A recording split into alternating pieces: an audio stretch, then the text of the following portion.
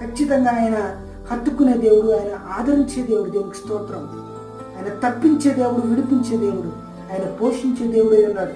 దేవునికి స్తోత్రం కలిగిన కాక. ఆయన మీద ఆధారపడితే చాలు, మన స్థితిగతులను మార్చగలిగిన దేవుడు. దేవునికి స్తోత్రం.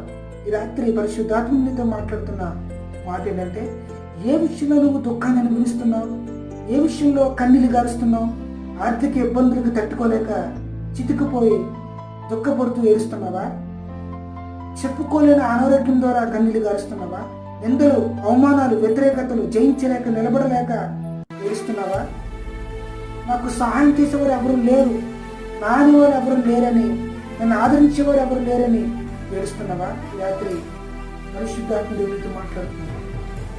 నన్ను ఆశ్రయిస్తే, నా మీద ఆధారపడితే ఖచ్చితంగా నువ్వు ఓదార్పు పొందుకుంటావు. దీనికి స్తోత్రం.